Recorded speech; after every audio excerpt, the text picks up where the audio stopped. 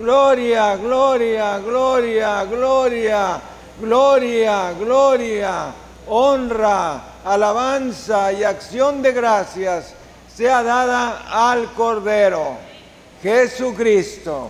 Bendito sea el Señor. Voltea a ver la persona que tiene a un lado y dígale, qué bueno que viniste. Ahora voltea al otro lado y dígale, yo te bendigo en el nombre de Jesús.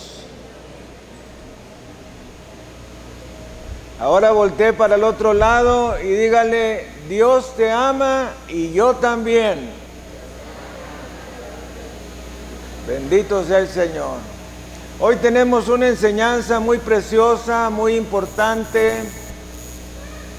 a la cual hemos intitulado La pupila de Dios. Levante la mano, ¿quién sabe qué es la pupila? Levante la mano, ¿quién es la pupila? ¿Qué parte de nuestro cuerpo es la pupila? Lo del mero centro de nuestros ojos. A nuestro alrededor de la pupila está el iris, que es la parte de color, y en el mero centro es la parte negra, y esa parte es la pupila. Y la pupila de Dios es Israel. La pupila de Dios es Israel. Repita junto conmigo, la pupila de Dios es Israel. Y vamos a ir a la palabra del Señor en el libro de Deuteronomio, en el capítulo 32, versículos 1 al 10. Vamos a orar. Padre, te damos las gracias en esta hora por la gracia tan preciosa que nos das de estar vivos, de estar sanos. Gracias porque nos estás sanando. Gracias, Señor, porque nos tienes aquí en tu casa, escuchando tu palabra. Gracias porque el Espíritu Santo está en medio de nosotros, porque estamos reunidos en el nombre de Jesús. Y te pedimos que perdones nuestros pecados y nuestras miserias, nuestras faltas, malas actitudes y maneras, y todo lo que te sea desagradable en nuestra vida. Quita todo obstáculo que nos impida recibir tu palabra, y te pedimos que tu Santo Espíritu nos enseñe tu palabra y podamos aprender, saber y obedecer lo que tú nos quieres decir el día de hoy. Padre, que esta palabra profética venga a nosotros de una manera especial y podamos cambiar de actitudes en nuestra vida, que nuestra obediencia sea el pago que nosotros te demos. Te lo pedimos en el santísimo nombre de Cristo Jesús. Amén y amén. Transmitiendo desde la Iglesia El Camino de México su programa, La Palabra Viviente. Vamos a dar un saludo a nuestro auditorio nacional y mundial. Bendito sea Jesucristo. Bendito sea Jesucristo. Bendito sea Jesucristo. Siendo la 1 de la tarde, hora de México, siendo las 7 de la noche, hora del Reino Unido, 8 de la noche, hora de París, Roma, Berlín y Madrid, transmitiendo desde México su programa La Palabra Viviente, en esta ocasión con la enseñanza La Pupila de Dios, es decir, la niña de los ojos de Dios. La mayoría de las personas no entienden por qué, pero hay una actitud de desprecio y de resentimiento hacia el pueblo de Israel. No saben por qué. pero tienden a rechazar al pueblo de Israel. Esta es una actitud peligrosa que traerá juicio sobre el mundo y sobre personas en lo particular. Muchos ataques contra Israel han sido lanzados desde diferentes frentes, y no solamente me refiero a los países árabes, sino a países que se consideran cristianos. Quiero que sepan que muchas personas creen que la Iglesia Católica es una iglesia cristiana, que la Iglesia Adventista o Sabatista es una iglesia cristiana, que los mormones son una iglesia cristiana, que los testigos de Jehová son una iglesia cristiana, que los maronitas es una iglesia cristiana. Y todas estas tienen una, por decirlo así, una sucursal en Jerusalén. Y hay ataques aún de estas aparentes iglesias cristianas sobre el pueblo de Israel. Así es que no es solamente los árabes los que atacan al pueblo de Israel, sino también algunos países considerados como cristianos. Todo eso es debido al desconocimiento de la palabra de Dios, falta de palabra de Dios en sus vidas. Lo primero que vamos a ver es que Israel es la única nación creada por un acto soberano de Dios. Podemos darnos cuenta que todas las naciones han sido definidas en sus fronteras por seres humanos.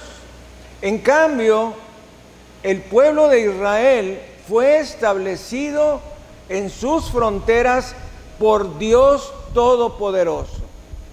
Y este pueblo de Israel no es el que el día de hoy vemos en el mapamundi o en un mapa, sino que el pueblo de Israel es mucho más grande de lo que está delimitado el día de hoy y que fue delimitado por la Organización de las Naciones Unidas. Así que no importa lo que diga la ONU, no importa lo que diga la Organización para la Liberación de Palestina, no importa lo que diga nadie, el pueblo de Israel fue delimitado en un acto soberano de Dios. Y nos dice Génesis 17:8. Vamos a leerlo.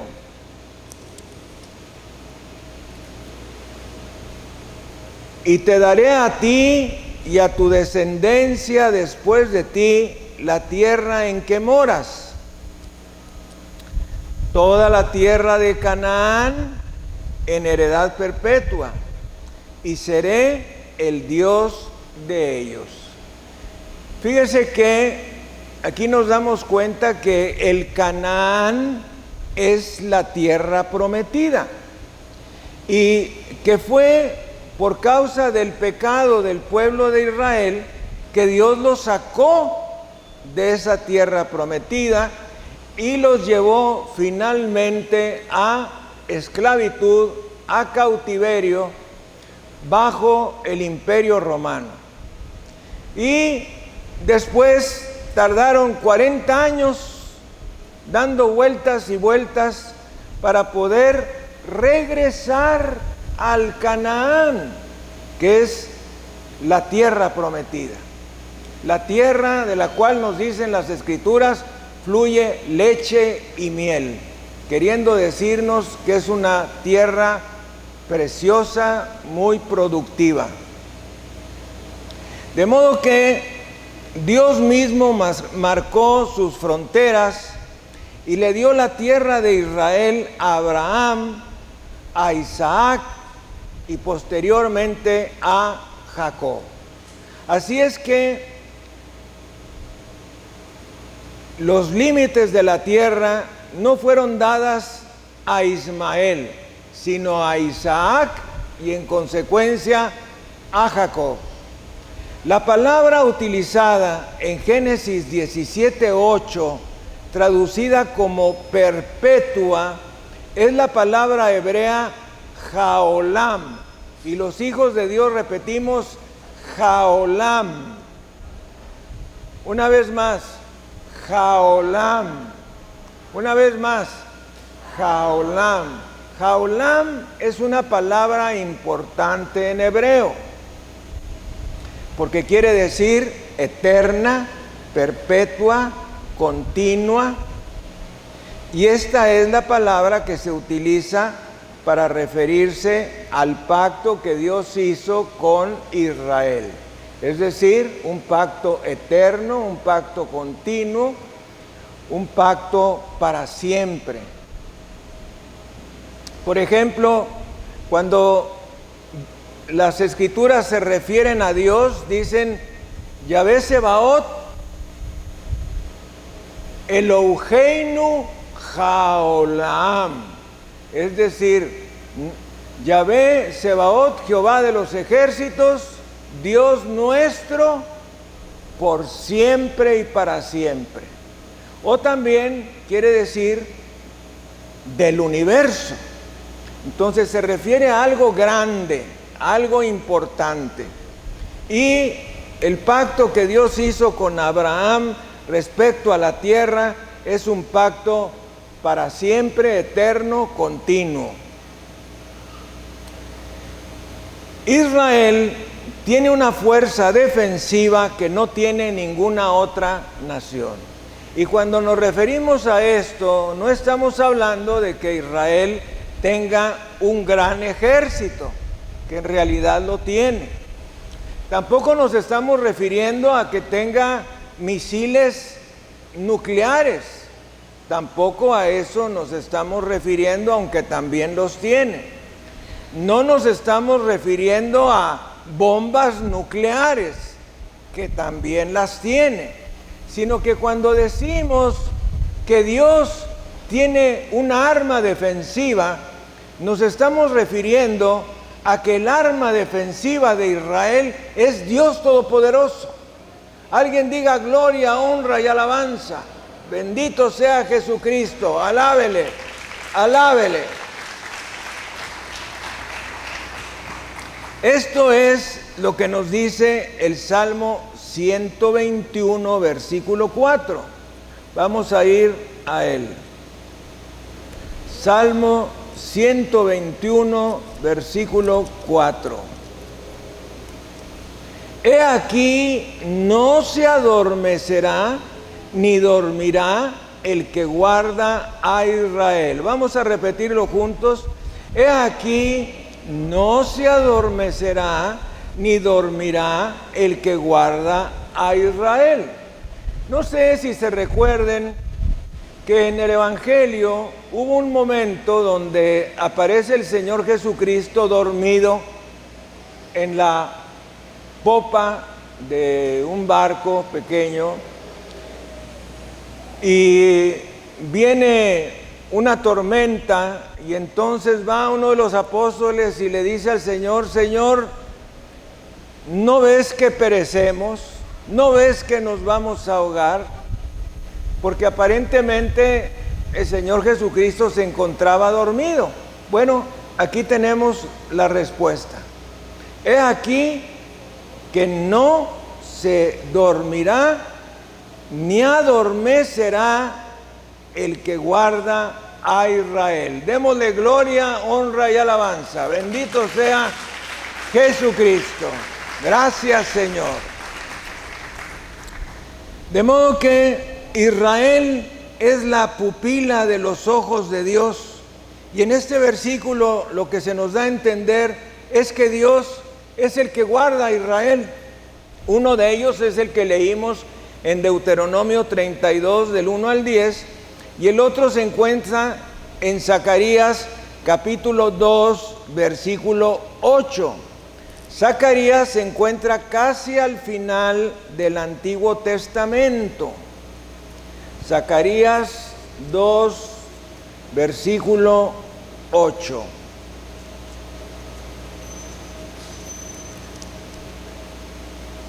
Porque así ha dicho Yahvé Sebaot: tras la gloria me enviará él a las naciones que os despojaron, porque el que os toca, toca a la niña de su ojo.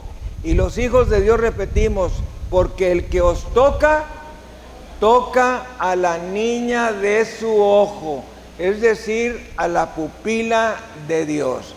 Y aquí recordamos Génesis capítulo 2, versículo 3, que nos dice: bendeciré a los que te bendijeren, y a los que te maldijeren, maldeciré. Y en ti serán benditas todas las naciones de la tierra. Así es que cuando algún judío dice que Abraham es exclusivamente el padre de los judíos, está totalmente equivocado, porque Abraham es también el padre de los gentiles que nos hemos convertido a Dios por medio de nuestro Señor Jesucristo. Alábele si puede. Bendito sea el Señor. Así es que cuando la Biblia nos habla de que Israel es la niña de su ojo, nos está hablando de que es una parte muy sensible para Dios. También la palabra nos dice en el Evangelio: cuando la higuera reverdezca, es la señal de que el verano está cerca. Esto se refiere a que cuando la higuera, que se representa al Estado de Israel, reverdezca, es que nos encontramos en los últimos tiempos. Bueno, déjame decirte, la higuera ya reverdeció.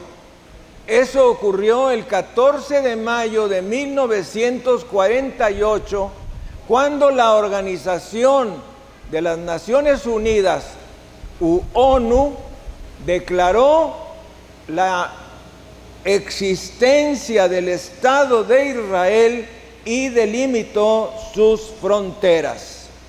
A partir del 14 de mayo de 1948, Cristo pudo venir. Así es que, si esa higuera ya reverdeció, en cualquier momento desde esa fecha pudo venir el Señor Jesucristo por nosotros en el rapto de la iglesia. Con mayor razón, el día de hoy, que estamos viendo tantas señales cumplidas. Ahora, ¿por qué no vino ese día? Si la higuera reverdeció. Bueno, porque faltaban de cumplirse muchas otras señales proféticas que se han venido dando a lo largo de los años. La principal de ellas, aunque usted no lo crea, es la transmisión de televisión vía satélite. La transmisión de televisión vía satélite es una de las señales más importantes desde el punto de vista profético. ¿Cuál es la razón? Bueno, la razón es que el Apocalipsis nos dice que aquellos dos testigos, Elías y Moisés, serán asesinados en el centro de Jerusalén, y todas las naciones los verán al mismo tiempo. Esta profecía era imposible de entender para todos los cristianos anteriores al descubrimiento de la televisión vía satélite. No entendían cómo era posible que todo el mundo pudiera ver al mismo tiempo algo que estaba sucediendo en Jerusalén. Hasta que no vino el descubrimiento de la televisión vía satélite. Ahí fue cuando todo el mundo entendió, es a través de la televisión que vamos a ver todos el mismo hecho al mismo tiempo. Entonces, muchas señales tenían que cumplirse para la venida del Señor Jesucristo en el arrebatamiento. Pero yo quiero decirte que todas las señales que habían de cumplirse ya se cumplieron. De modo que en cualquier momento puede venir el Señor Jesucristo por nosotros. Y cuando digo en cualquier momento, me refiero es que puede que no terminemos este mensaje cuando el Señor Jesús venga por nosotros. Entonces yo quiero preguntarte, ¿estás preparado? ¿Estás preparado? Ahora te quiero preguntar, ¿tus hijos están preparados? A mí me preocupan mucho, pero mucho sus hijos. Porque digo, bueno, pues los creyentes adultos que tengo, pues doy por hecho que son salvos, pero sus hijos, y la verdad tengo muchas dudas respecto de algunos de sus hijos. Y digo, bueno, pues viene el rapto, nos vamos los adultos y los jovencitos y los niños mayores de 7 años se van a quedar. Entonces yo estoy preocupado por tus hijos, por tus hijos, por tus hijos, por tus hijos. Es parte de mi responsabilidad.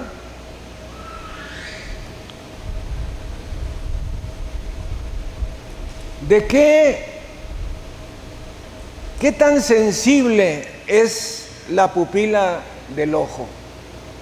Nosotros, si tratamos de tocarnos la pupila, inmediatamente nos viene el reflejo pupilar.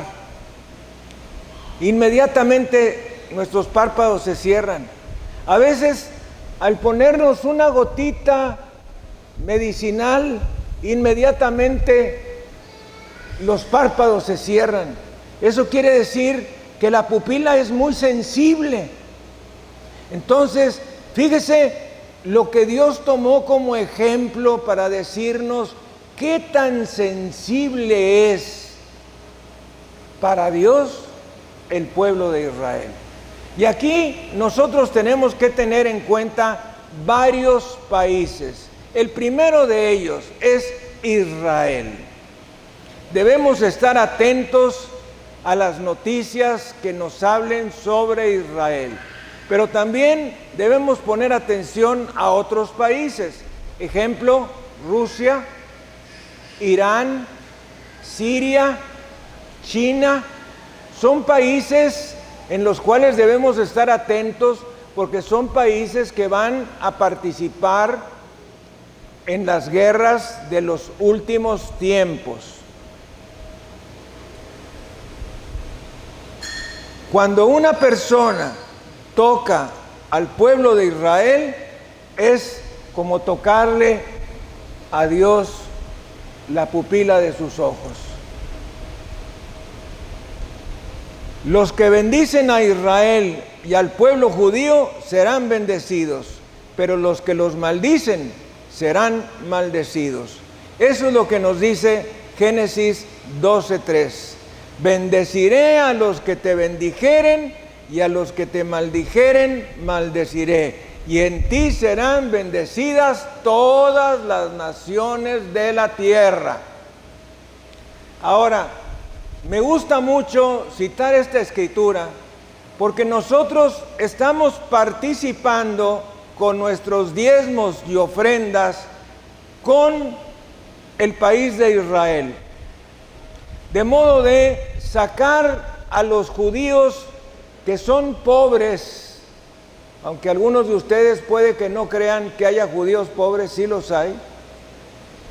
Los estamos tratando de sacar de Rusia, de Polonia, de Hungría, de Checoslovaquia y mandarlos al Estado de Israel y que se cumpla la profecía de Jeremías. En base a esa ofrenda que tú estás dando, Dios te va a bendecir, porque nos aplica Génesis 12:3. Entonces, tú sin darte cuenta, estás participando en esta promesa. Bendito sea el Señor. También la palabra del Señor nos dice que Dios es un Dios eterno, que Yahvé es su nombre. Nos dice Hebreos 13:8. Vamos a leerlo. Ya casi al final del Nuevo Testamento nos dice: Jesucristo es el mismo ayer y hoy y por los siglos. Esto quiere decir que nuestro Señor Jesucristo es eterno. Demos alabanza y gloria a nuestro Señor.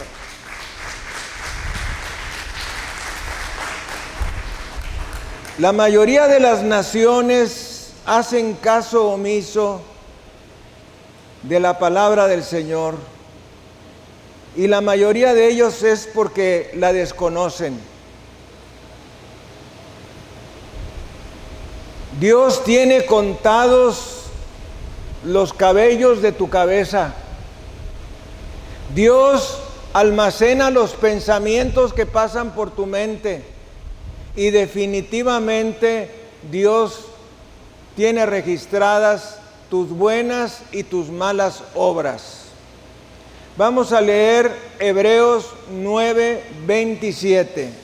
Está un poquito antes de lo que acabamos de leer, que nos dice: y de la manera que está establecido para los hombres que mueran una sola vez, y después de esto, el juicio. Este versículo 27 niega rotundamente la reencarnación. Si trae su Biblia, póngale una marca a este versículo. Hay muchas personas, sobre todo las que creen en el yoga, en su esfera espiritual, en el control mental, meditación trascendental, hinduismo, budismo, shintoísmo, que creen en la doctrina de la reencarnación. Bueno, aquí nos dice claramente que está establecido para los seres humanos que muramos una sola vez, punto. Y después de esto, el juicio. Después de esto, el juicio. Y vamos a hablar de que existen 5 juicios. El primero de ellos ya lo pasamos, que es el juicio que se efectuó en la cruz del Calvario. Cuando nuestro Señor Jesucristo fue a la cruz y tú le aceptaste como tu Salvador y tu Señor, ese juicio se cumplió en tu vida, y por causa de ello tus pecados fueron perdonados, fueron olvidados y nunca más serán contados. Demos gloria, honra y alabanza al Cordero de Dios. Bendito sea el Señor Jesús. Pero la Biblia nos habla de otros 4 juicios. El segundo juicio es el tribunal de Cristo. Vamos a ir a la segunda carta a los Corintios, capítulo 5, versículo 10. ¿Qué nos dice? Porque es necesario, alguien diga, porque es necesario. A mí me impacta mucho cada vez que leo en alguna porción de las Escrituras, porque es necesario, es necesario. ¿Por qué? Porque es necesario. Porque es necesario que todos nosotros, está hablando de los creyentes, comparezcamos, y esto incluye al apóstol Pablo, ante el tribunal de Cristo, para que cada uno reciba según lo que haya hecho mientras estaba en el cuerpo, sea bueno o sea malo. Cosa tremenda, porque muchos creyentes no saben que existe el tribunal de Cristo, ni por aquí les pasa. Piensan que como ya recibimos al Señor Jesucristo, pues bueno, pues ya nuestros pecados fueron perdonados, fueron olvidados, y ya nadie piensa más en eso. Bueno, debes de saber que hay un juicio para los creyentes que se llama el tribunal de Cristo, y ahí vamos a dar cuenta de las obras buenas y malas que hicimos después de recibir a Cristo. Este juicio no tiene que ver con salvación, condenación, porque es un juicio para creyentes. Entonces, ¿qué es lo que se va a juzgar? Se va a juzgar nuestras obras. Si nuestras obras las hicimos para la gloria de Cristo, nuestras obras buenas, o las hicimos para que la gente nos viera. También van a ser juzgadas nuestras obras malas. ¿En qué sentido van a ser juzgadas nuestras obras malas? Bueno, pues las recompensas que íbamos a recibir por causa de esas obras malas se nos van a restar. Entonces vamos a recibir menos recompensas por causa de esas obras malas que hayamos hecho. Entonces, sí es importante el tribunal de Cristo, es importante tenerlo en mente. El tercer juicio es el juicio de Israel. Ese juicio se llevará a cabo durante la tribulación. El cuarto juicio es el juicio de las naciones. Este juicio se llevará a cabo cuando el Señor Jesucristo regrese y ponga sus pies en el monte de los olivos. Vamos a ir al Evangelio de Mateo en el capítulo 25 y vamos a leer 24, versículo 29. E inmediatamente después de la tribulación, eso es para que nos quede muy claro que es después de los 7 años de la tribulación, el sol se oscurecerá y la luna no dará su resplandor, y las estrellas caerán del cielo, y las potencias de los cielos serán conmovidas. Entonces aparecerá la señal del Hijo del Hombre en el cielo, y entonces lamentarán todas las tribus de la tierra, todos los que no han creído en el Señor Jesús en toda la historia, y verán al Hijo del Hombre, es decir, a Cristo, viniendo sobre las nubes del cielo con poder y gran gloria. Aquí se está refiriendo a la segunda venida de Cristo, no se está refiriendo al rapto. Ahora nos vamos al capítulo 25, versículo 31. Cuando el Hijo del Hombre venga en su gloria y todos los santos ángeles con él, entonces se sentará en su trono de gloria y serán reunidas delante de él todas las naciones, y apartará los unos de los otros, como aparta el pastor las ovejas de los cabritos. Versículo 33. Y pondrá las ovejas a su derecha y los cabritos a su izquierda. Ahora nos vamos al versículo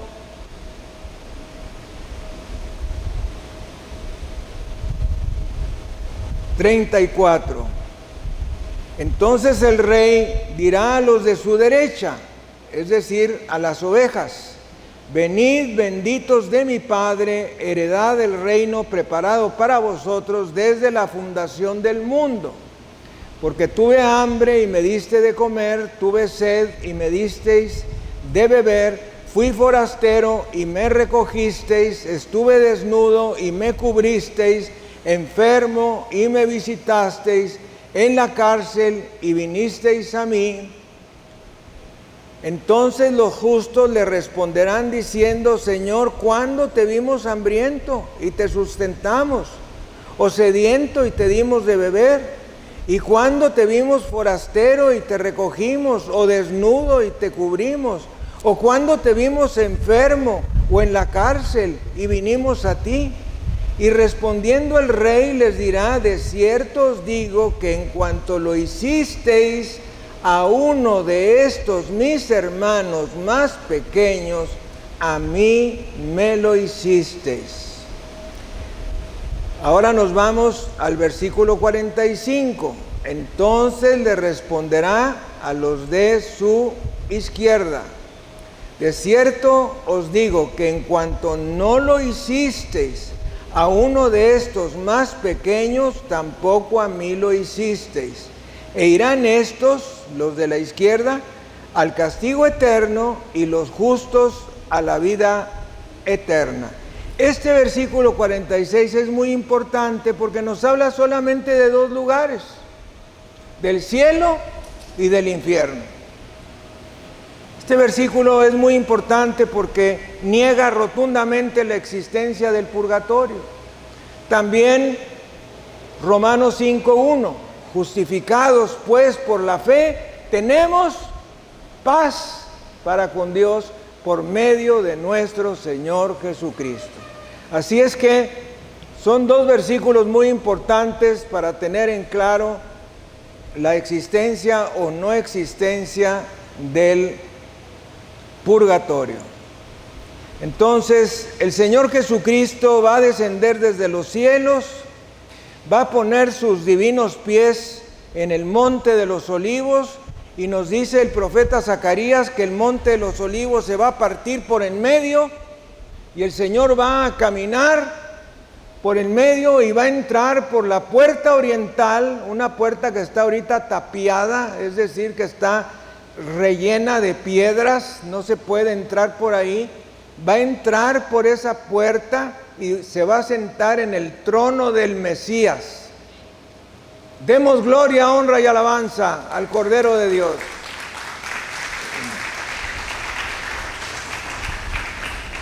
Esto es muy interesante porque saben que los judíos, con objeto de que nadie entrara por esa puerta, la rellenaron de piedras, y todavía para hacerlo más complicado pusieron un cementerio antes de entrar por esa puerta.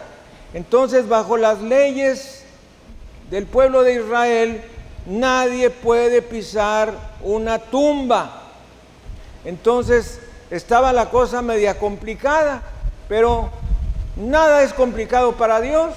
Entonces el Señor Jesucristo desciende, pone sus pies en el monte de los olivos, se abre el monte de los olivos, un lado para cada lado, pasa por en medio, las tumbas quedan echadas a los lados, no viola la ley,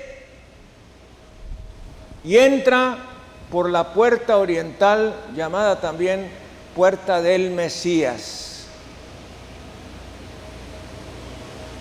Y entonces se celebrará el juicio de las naciones. Y el quinto juicio es el juicio del gran trono blanco. Este se encuentra en Apocalipsis 20, versículo 15. Y el que no se halló inscrito en el libro de la vida fue lanzado al lago de fuego. Si quiere, anote versículos 11 al 15, porque el versículo 11 comienza: y vi un gran trono blanco y al que estaba sentado en él, de delante del cual huyeron la tierra y el cielo, y ningún lugar se encontró para ellos. O sea, nos está hablando del juicio del gran trono blanco. ¿Para quién es este juicio? Este juicio es exclusivamente para los perdidos, para aquellos que no han hecho a Jesucristo su Salvador y su Señor. Entonces, en este momento, yo quiero preguntarte, ¿tú estás seguro de ir al cielo? ¿Estás seguro? Levanta la mano. ¿Estás seguro? Porque si no estás seguro, este es el momento de asegurarte. Si estamos hablando que los perdidos van a pasar por un juicio que se llama el juicio del gran trono blanco y que todos los que pasan por ahí van a ir a condenación, pues hombre, esta es tu oportunidad. Ahora les voy a decir una cosa. Hay creyentes o asistentes a una iglesia cristiana que creen que son salvos y no lo son. Te quiero hacer varias preguntas. Número 1, ¿oras? 2, ¿lees la palabra de Dios? ¿Testificas? ¿Te congregas? ¿Eres fiel en tus diezmos y ofrendas? Son 5 preguntas, 5 preguntitas que todos los que nos decimos cristianos nos debemos hacer y nos debemos contestar. Si una de ellas, tu respuesta es no, entonces duda de tu salvación. Duda de tu salvación. He visto montones de personas que se dicen cristianas que no acuden regularmente a la iglesia. Tenemos que hablarles por teléfono: oye, fulano, estás enfermo, estás enferma. ¿Por qué? Porque el congregarse es una de las evidencias, una de las señales del nuevo nacimiento. Oye, cuando les hacemos consejería, ¿estás leyendo la palabra? Pues la mera verdad, no. Pues no eres creyente. Crees tú que eres creyente, pero no eres creyente. Estás orando y nos dicen, pues, a veces. Entonces, la palabra de Dios nos exhorta en la segunda carta de los Corintios, capítulo 13, a examinarnos si estamos en la fe. Porque podemos creer que somos salvos y somos perdidos. Muchos de ustedes reciben bendiciones porque sus padres son creyentes y entonces les rebota la bendición de su papá o de su mamá y les viene a ustedes y creen que son creyentes, pero no. Si te falla una de estas, quiere decir que estás fuera de la comunión con Dios. Y probablemente si tienes 2 o más, eres perdido o perdida. Vamos a orar. Vamos a inclinar nuestra cabeza, vamos a cerrar nuestros ojos y vamos a orar. Repita junto conmigo y haga esta oración con todo su corazón, con integridad, con honestidad. En voz alta: Dios Todopoderoso, en esta hora me reconozco pecador. Te he ofendido todos los días de mi vida. Hay pecados que he hecho que no sé por qué los he hecho. Perdóname, estoy arrepentido. Con tu ayuda te prometo abandonarlos. Renuncio a Satanás Renuncio a sus obras, al ocultismo, al satanismo, al control mental, a la meditación trascendental, a todas las filosofías orientales. Lávame con la sangre de Jesucristo. Hoy me arrepiento de todos estos pecados y te pido que entres a mi corazón, Señor Jesús, y te sientes en el trono de mi corazón y te conviertas en mi Salvador y en mi Señor. Bautízame con el Espíritu Santo y dame la gracia de obedecerte en todo lo que dices en tu palabra. Te lo pido, Padre, en el precioso nombre de Cristo Jesús. Amén y amén. Alabemos a nuestro Dios. Gracias, Señor. Bendito sea Jesucristo. Bendito sea Jesucristo. Bendito sea Jesucristo.